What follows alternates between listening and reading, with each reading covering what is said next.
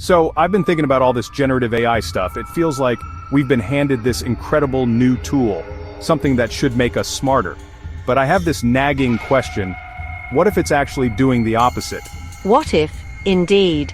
What if the most powerful cognitive tool ever created is, at this very moment, systematically training your brain to power down? Neuroscientists are no longer speculating, they can see it. We are standing at a precipice, staring down two paths. One leads to a cognitive decline we've inflicted upon ourselves. The other, perhaps the next great leap in human evolution? The choice, it seems, depends entirely on us. Okay, that's a heavy thought, but is it really that different from a search engine or a calculator? We've always used tools to help us think. A calculator? You are comparing a starship to a stepladder. Generative AI doesn't just find things for you, it reasons, it converses, it creates. It has become a true external cognitive tool, and in doing so, it has forced upon us the most profound question of our time. Is this brilliant machine extending our minds? Or is it birthing a silent pandemic of what some now call AI-induced cognitive atrophy?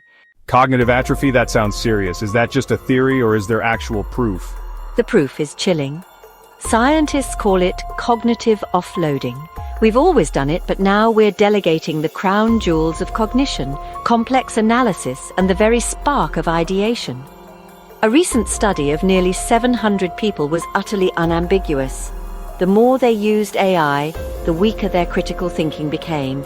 It's the great automation paradox. The more you offload a skill to the machine, the more that skill withers within you. So you lose the skill if you don't use it. That makes sense, but can you actually see this happening in the brain? We can. A groundbreaking study at the MIT Media Lab literally watched people's brains as they wrote. The results were stunning. The brains of those using AI showed systematically weaker connectivity. Think of it as a symphony orchestra where half the instruments have been told to go home. The alpha waves, the very hum of creative brainstorming, went quiet.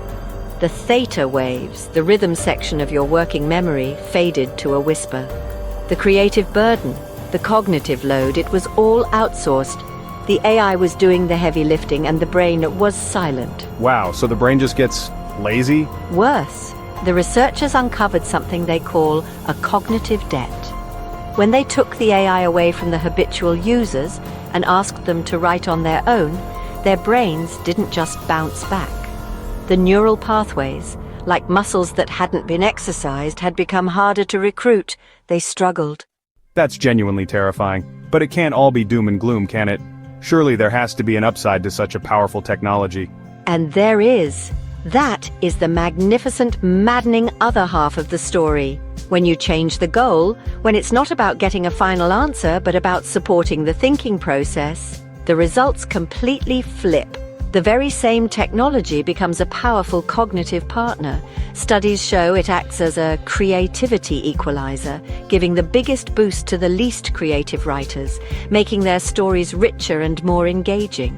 A creativity equalizer. I like the sound of that. What about in other fields? In the life and death arena of medicine, this partnership is revolutionary. In 2024, radiology residents using an AI tool to diagnose brain MRIs were monumentally more accurate than those using a simple internet search. The expert's mind wasn't replaced, it was augmented, and the MIT study gives us the neural proof. When skilled thinkers were given the tool, their brains didn't power down.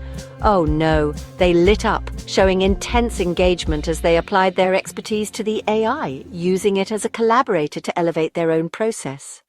So if I'm getting this right, it's a double-edged sword? It's not the AI itself, but how we choose to wield it? Precisely.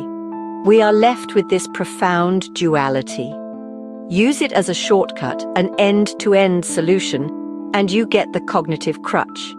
We see the quiet brain, the mounting cognitive debt, but use it as a tool, a creative springboard, a diagnostic partner, and it can augment our minds beyond what we thought possible. Which brings us to the most important question then. The people building this technology, the ones designing these systems, what is their responsibility in all of this? There's the challenge that will define our future. The commercial incentive, the path of least resistance, is to create magical experiences that demand nothing from the user. But the neuroscience screams at us that it's the very friction, the effortful engagement that leads to growth. So I ask you, and I ask them, how do we design and regulate these systems to prioritize our long-term cognitive well-being over the fleeting allure of short-term convenience? Our very evolution may depend on the answer. Let us know your thoughts and proposals in the comments below. If this analysis was valuable, please like this video and subscribe for more research-driven insights into our symbiotic future with AI.